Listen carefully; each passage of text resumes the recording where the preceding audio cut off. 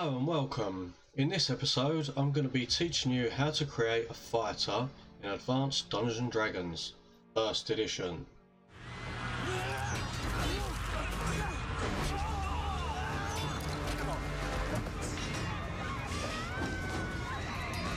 Now the fighter on first impressions might seem quite one-dimensional, but this is only limited to your imagination and how you want to play the fighter.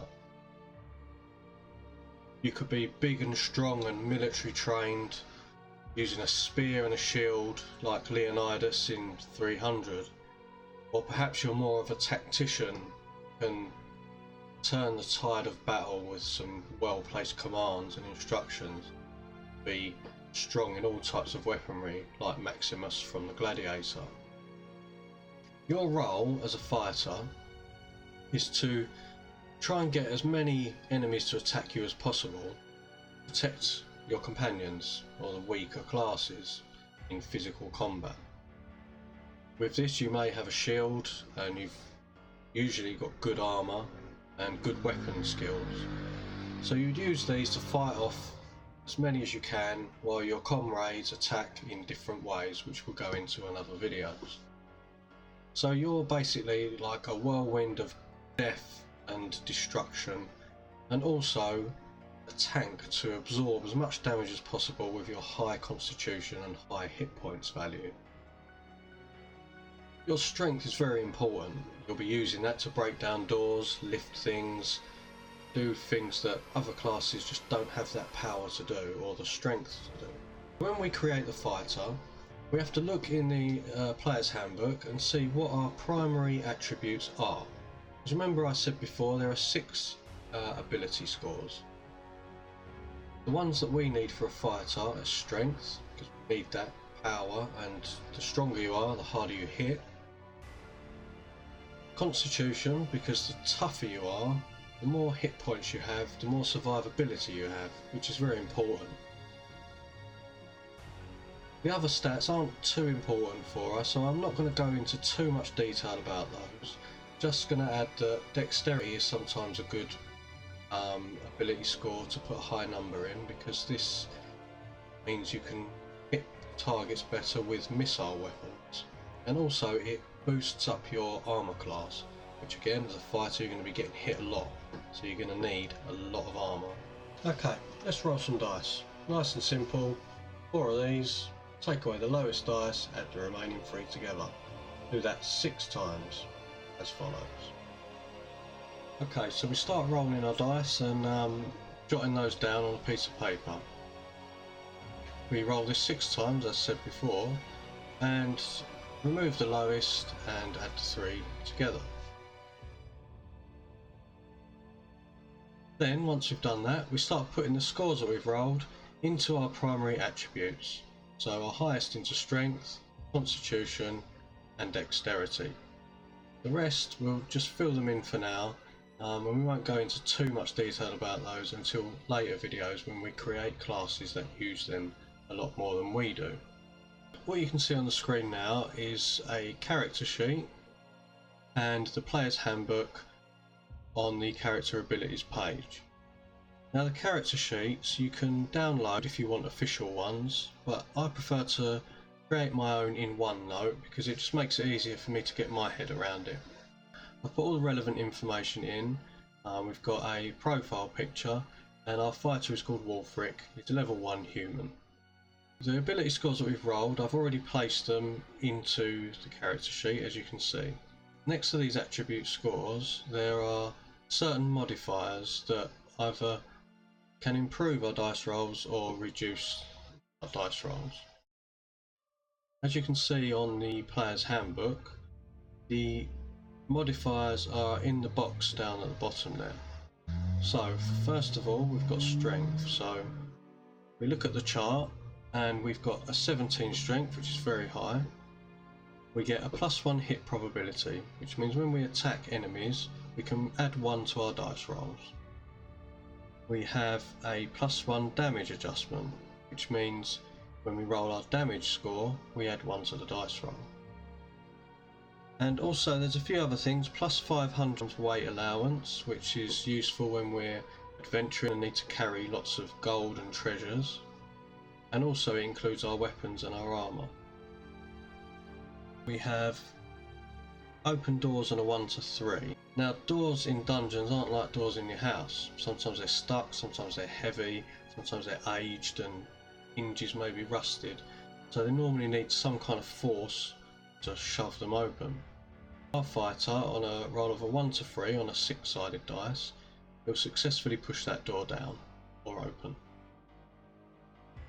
Now we have bend bars and lift gates at 13%. This one, perhaps if they're stuck in a jail cell with metal bars, perhaps they can bend those, and lifting gates might be lifting a drawbridge type to let other companions squeeze underneath. Okay, now we're going to skip intelligence and wisdom for now because they're not very useful for us at the moment. So we're going to have a look at our dexterity score. So we have quite a good dexterity at 16. We're going to ignore reaction adjustment for now until we get onto the rules section. But what we're going to look at is the attacking adjustment. Now this applies to missile weapons such as longbows, crossbows, slings, darts, that kind of thing, javelins. Wolfric here has a +1 on his dice roll for any missile weapon being fired. And also to the right of there you've got defensive adjustment. Now this is an adjustment made on your armour class, which we'll talk about later, but what you need to know for the time being is the lower your armour class, the better in the game. Wolfric here has a -2 defensive adjustment. This represents his dexterous movement, his dodging ability and knowing when attacks are coming in or not. Next we have the constitution table. With a constitution of 16 we can look down the chart here, and the one we want to focus on at this present time is the hit point adjustment. So 16 constitution gives us a +2 hit point adjustment, which means you add 2 to your hit point scores. Each time you take a hit, your hit points reduce. When they get to 0 you fall unconscious and possibly die. So to have a high hit points value is vital for a fighter character. Charisma we're going to leave for now until we get onto the rules section again. Next on the list is how to equip our character. So each character starts off with a certain amount of gold. If you go to the money section in the player's handbook, you'll see a list for the main class types. Now as we're a fighter we get between 50 to 200 gold pieces to start the game with, which is a roll of 5d4 times by 10. Get yourself a d4, one of these ones, and roll it 5 times. For this video we're going to equip our character with the very basics that he needs, which is going to be armour and weaponry. Once we've formed our party, then we'll buy adventuring gear that complements everyone as a team. But for now, weaponry and armour. We look on the equipment page and we want the best armour that we can afford. Ideally we'd have plate mail, so it would be a knight and impenetrable, but that costs a good 400 gold pieces. Chainmail's the next best thing because it gives us the best armour class for what we can afford. If we look at our profile picture, Wolfric here, he has a shield and a sword. So let's equip him with those. We're going to give him a small shield worth 10 gold pieces, and we're going to give him a long sword. The sword will be his main weapon and the shield will amplify his armour even more. If we look at the picture closely we can see he has a hand axe and a dagger on his belt, so we might as well buy those too just to keep it consistent. Our hand axe is worth 1 gold piece and our dagger is worth 2 gold pieces, so that's a total of 3 gold. I'm pretty sure we can stretch to that. Now the remaining gold is for purchasing adventuring equipment, which as I said we'll talk about later. So now we've equipped Wolfric with his armour and his weaponry, the last thing we need to do is determine what his armour class actually is. If we scroll down you'll see an armour class table just here on the right. and it's got a list of all the armours on there with a armour class rating. Now, a person wearing normal clothing will have an armour class of 10, which for our purposes is no good at all. So as we've got chainmail armour on, we go down the list here and we see where it says chainmail. He also has a shield, remember. So chainmail plus shield gives him an armour class rating of 4. Now that's quite good on its own anyway, but as we're fighters it needs to be a bit higher than that. But fortunately we rolled a good score on our dexterity, a 16, which gives us an armour class modifier of -2. So that brings our armour class down now to 2, which means it's much more difficult for enemies to connect any blows to him.